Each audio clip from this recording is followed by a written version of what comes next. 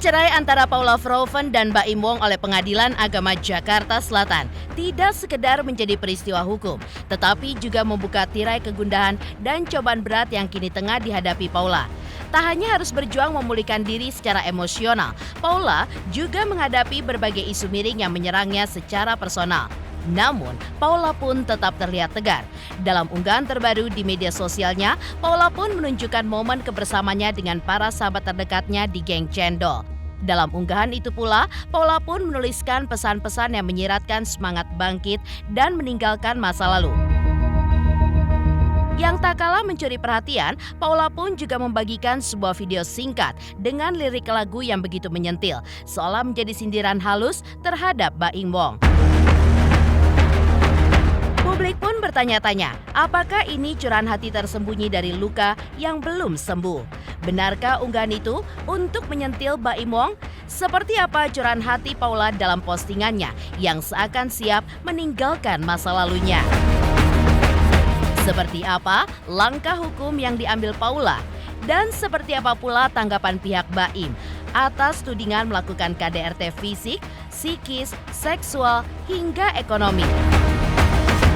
Pemirsa, bersama Intens Investigasi, kami hadirkan kabar terkini, terpercaya, dan teraktual. Tetapi sebelumnya, jangan lupa untuk like, subscribe, dan juga share channel YouTube ini.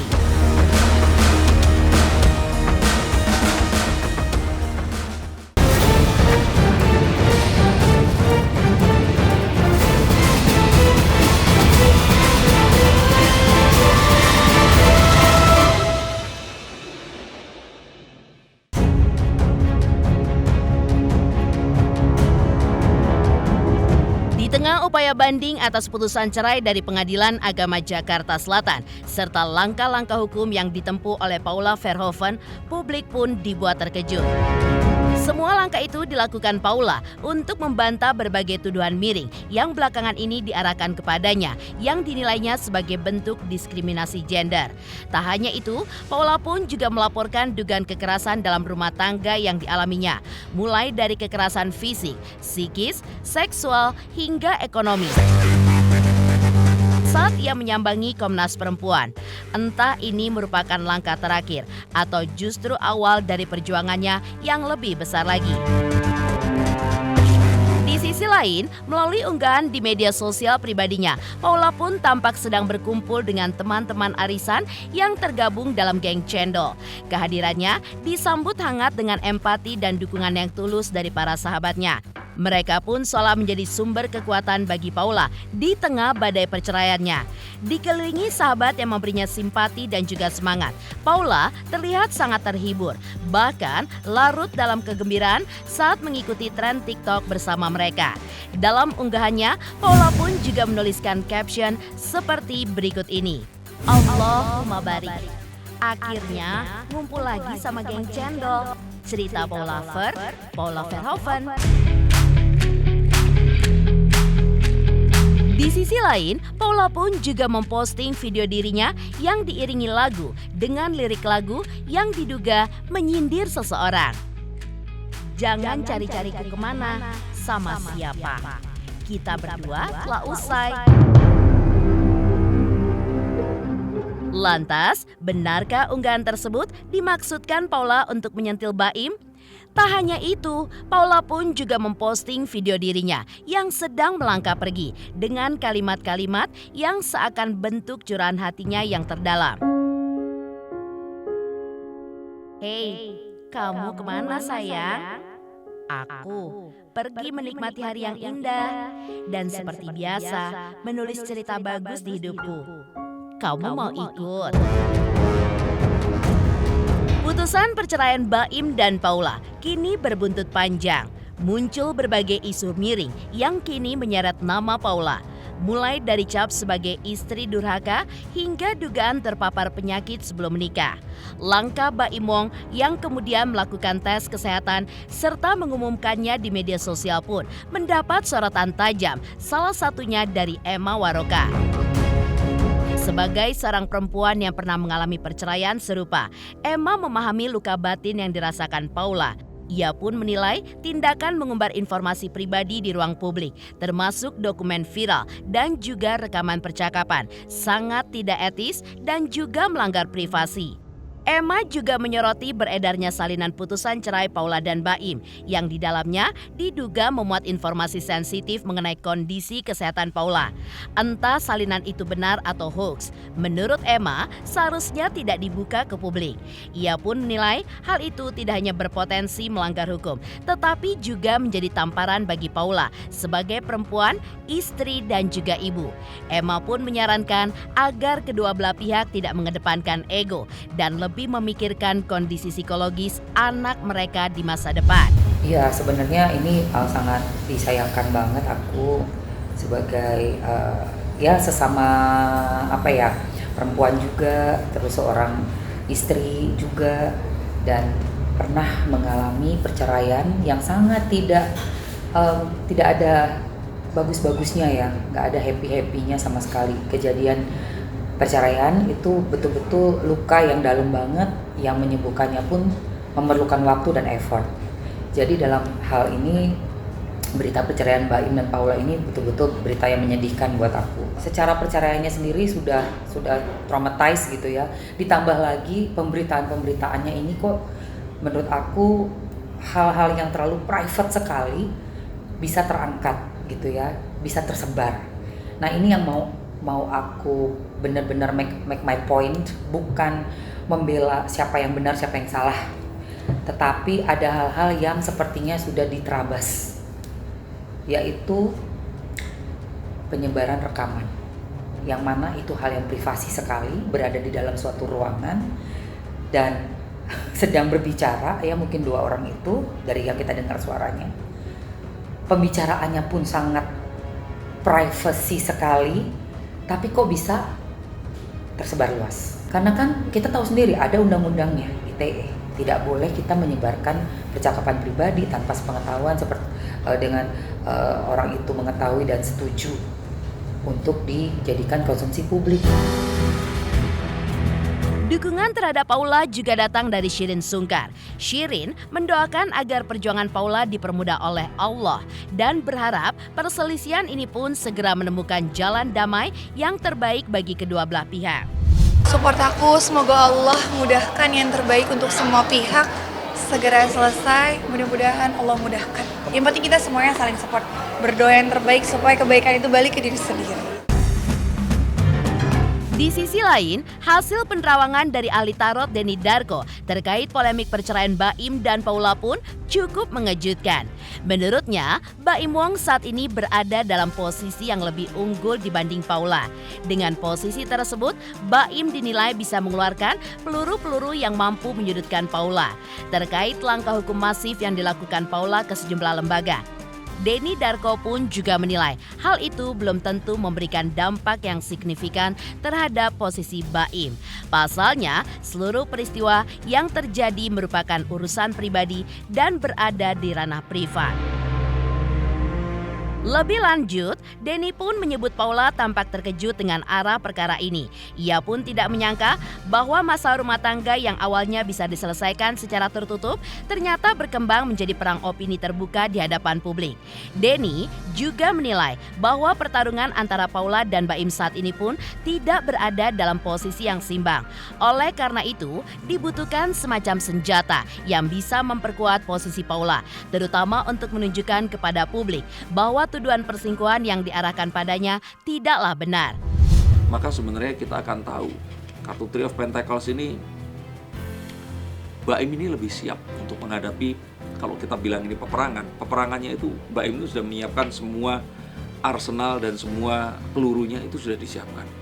Sedangkan Paula ini tampak terkaget-kaget dengan apapun yang terjadi. Jadi kalau dibilang ini adalah sebuah peperangan dengan kemenangan adalah mengambil hak asuh anak, kalau saya pikir Baim di sini itu sudah di atas angin.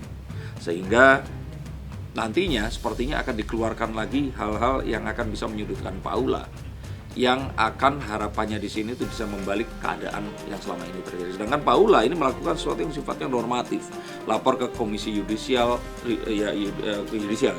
lapor ke Komnas Anak atau anak-anak dan perempuan, yang kalau menurut saya ini nggak akan terlalu berdampak mengingat ini adalah sebuah kejadian yang sifatnya terjadi di ranah private kan ya. Paula itu terkaget-kaget karena dia mengira ini masalah private yang akan diselesaikan secara private. Dia tidak pernah menganggap ini adalah sebuah perang opini yang harus dilakukan dengan sedemikian serius. Jadi kalau ini adalah sebuah pertandingan, lawan tandingnya itu udah latihan jauh hari sebelumnya, udah menyiapkan peralatan dengan lebih baik, dan ya pertandingannya sekarang ini nggak seimbang. Sehingga memang perlu ada sebuah senjata yang diberikan kepada Paula. Misalkan dengan kemarin mengundang istri dari N untuk bersaksi di sini atau apapun itu yang menunjukkan bahwa perselingkuhan itu memang tidak ada. Menurut penerawangan Denny Darko, nantinya Paula pun akan membuktikan bahwa ia tidak seperti yang selama ini diisukan, yaitu mengenai dugaan terpapar penyakit berbahaya. Namun demikian, upaya Paula untuk membantah tuduhan perselingkuhan yang diarahkan kepadanya, apapun hasilnya nanti, dinilai tidak akan mengubah putusan Pengadilan Agama Jakarta Selatan. Denny pun menyebutkan berdasarkan bukti yang ada, Paula diduga kedapatan bersama seorang pria yang bukan muhrim di dalam kamar, serta keluar malam hari bersama pria lain. Hal ini pun dinilai sebagai kesalahan yang memicu munculnya talak dari pihak Baim Wong. Terkait langkah Paula yang tampil di sejumlah podcast, Denny menilai hal itu pun sebagai bentuk ketidakpercayaan diri dalam menghadapi serangan dari pihak Baim. Menurutnya, apa yang dilakukan Paula adalah upaya untuk menyeimbangkan opini publik yang selama ini didominasi oleh narasi dari pihak Baim. Jika di awal, publik pun cenderung berpihak pada Paula, kini situasinya pun berubah. Terbukanya isu perselingkuhan membuat pertarungan antara keduanya pun menjadi tidak lagi seimbang karena Baim disebut-sebut memiliki banyak peluru untuk menyerang balik Paula. Ya kalau saya pikir sih ini akan bisa dibuktikan ya, dan harapannya memang itu yang terjadi. Sayang sekali ini sesuatu yang sifatnya private tapi terangkat, tapi kalau sudah seperti ini ya nggak ada cara yang lain, harus membuktikan. Nah kedua, kalau perihal perselingkuhan, sebenarnya apapun itu, ini tidak akan merubah keputusan dari pengadilan di mana Paula ini dalam satu kamar bersama dengan lelaki yang bukan muhrimnya, dan itu yang dipermasalahkan. Jadi ini adalah satu hal yang salah, dipergunakan sebagai dalil untuk memberikan talak oleh Baim Wong kalau menurut saya. Kecuali Baim akan membuka hal-hal yang lainnya yang kalau menurut saya sih di sini sepertinya nggak akan mengarah ke sana ya, tapi lebih ke hal-hal yang sifatnya ya memperkuat apa yang dituduhkan sekarang ini. Enggak ya, Paula ini mulai nggak percaya diri dengan apa yang dia sekarang miliki agar dia bisa memenangkan hak asuh terhadap anaknya ini tadi. Dan dia baru menyadari bahwa dia diserang dengan sedemikian serius. Maka apa yang dilakukan ini adalah cara untuk bisa mengimbangi serangan yang selama ini ditujukan kepadanya. Memang di awal seakan-akan semua ini berpihak kepada Paula. Tapi dari hal-hal yang sekarang ini terbuka, sepertinya memang pertarungan yang tadinya seimbang, ini sekarang lebih ada dipegang oleh Baim Wong. Dukungan yang begitu luar biasa datang dari sahabat-sahabat Paula usai Paula menghadapi badai perceraian dengan Baim. Lantas, seperti apakah langkah Paula yang mengadu ke Komnas Perempuan untuk melaporkan beberapa pihak yang diduga telah melakukan KDRT terhadap dirinya? Pemirsa Intens Investigasi, jangan lupa saksikan terus Intens Investigasi. Dan pastikan jangan lupa untuk like, subscribe, share, dan komen channel Intens Investigasi. Selamat untuk Intens Investigasi karena sudah mencapai 3 juta subscribers di YouTube. Sukses selalu dan all the best.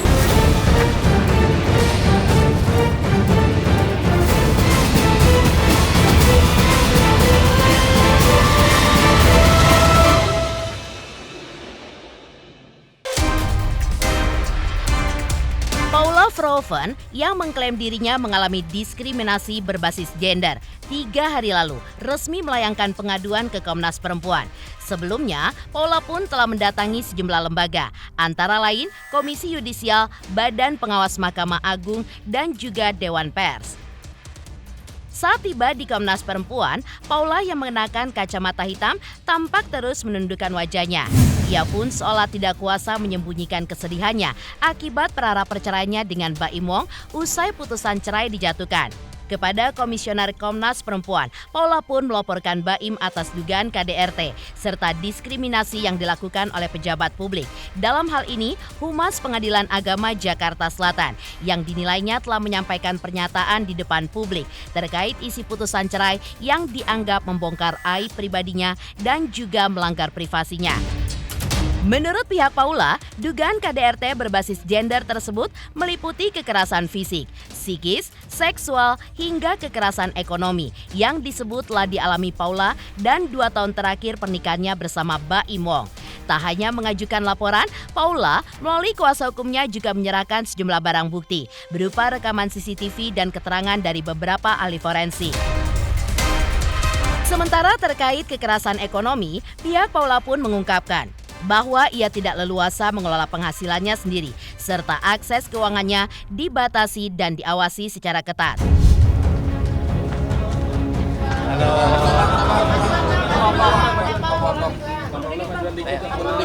Mau Paula di mana?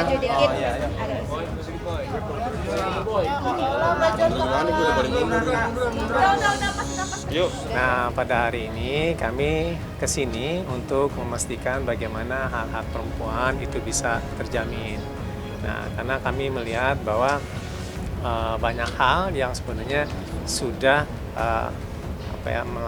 paling tidak ya ada dugaan diskriminasi terhadap perempuan, dan kemudian juga ada persoalan-persoalan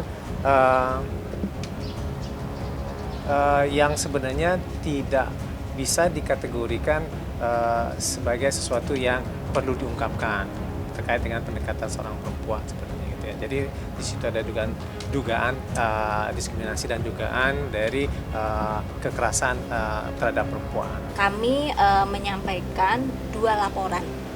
1 laporan dugaan kekerasan dalam rumah tangga yang diduga dilakukan oleh suami atau saat ini oleh saudara Baim. Kemudian pengaduan terkait pernyataan pejabat publik yang diskriminatif. Komnas Perempuan yang diwakili oleh ketiga komisioner telah menerima pengaduan kekerasan berbasis gender dalam bentuk kekerasan fisik, kekerasan psikis, kekerasan seksual, dan kekerasan ekonomi yang dialami oleh Ibu Paula sebagai istri. Dalam hal ini kami juga sudah menyampaikan bukti berupa CCTV dan keterangan dari ahli digital forensik yang menilai rekaman CCTV yang memperlihatkan kekerasan fisik yang dialami oleh Ibu Paula. Kemudian juga kami menyampaikan bahwa untuk bentuk kekerasan ekonomi dalam hasanah hak asasi perempuan itu dapat dikategorikan sebagai bentuk kontrol ekonomi dan eksploitasi ekonomi. Mengejutkan, langkah Paula yang mengadukan Baim ke Komnas Perempuan terkait adanya dugaan KDRT. Lantas benarkah kuasa hukum Baim Wong juga membantah tuduhan adanya dugaan KDRT? Pemirsa Intens Investigasi, jangan lupa saksikan terus Intens Investigasi. Dan pastikan jangan lupa untuk like, subscribe, share, dan komen channel Intens Investigasi. Selamat untuk Intens Investigasi. 3 juta subscriber, luar biasa sekali 3 juta. Ya pokoknya semakin sukses lah dan bisa menghadirkan sesuatu yang memang baik untuk diperlihatkan.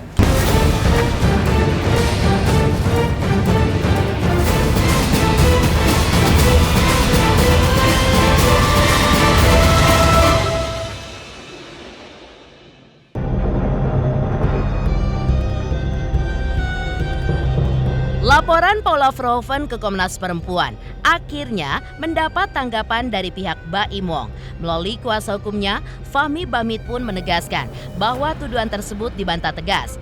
Fahmi menyatakan bahwa dugaan KDRT yang dialamatkan kepada Baim sejatinya telah dibahas dalam pertimbangan majelis hakim, sebagaimana tercantum dalam halaman 113 putusan pengadilan.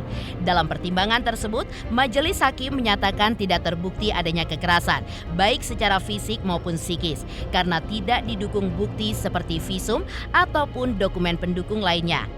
Itu artinya secara hukum tidak ada unsur KDRT dalam perkara tersebut. Terkait klaim Paula yang menyebut adanya perlakuan diskriminatif terhadap dirinya, Fahmi pun menilai hal itu sebagai bentuk ketidaktahuan terhadap definisi diskriminasi. Ia pun menegaskan dalam persidangan kedua belah pihak diberikan hak yang sama untuk menyampaikan dan juga membuktikan argumennya masing-masing. Pihak Baim Wong juga menekankan bahwa tidak semestinya hakim yang mengadili disalahkan apabila pihak penggugat tidak mampu mengungkapkan fakta ataupun menghadirkan bukti yang cukup untuk membuktikan adanya peristiwa hukum. Terkait dugaan KDRT tersebut sudah ada dalam pertimbangan putusan halaman 113, di mana di dalam pertimbangannya menyatakan tidak terbukti adanya kekerasan dalam bentuk fisik maupun psikis, tidak ada visum dan tidak ada data-data pendukung lainnya. Artinya, menurut pertimbangan majelis hakim pada halaman 113, pure tidak ada kekerasan dalam rumah tangga yang terjadi dalam perkara tersebut. Yang diskriminasi itu berarti memperlakukan seseorang yang beda.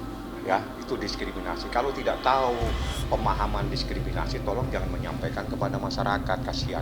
Diskriminasi itu ada dua orang diperlakukan yang beda. Yang satu dikasih makan, yang satu tidak dikasih makan. Itu namanya diskriminasi.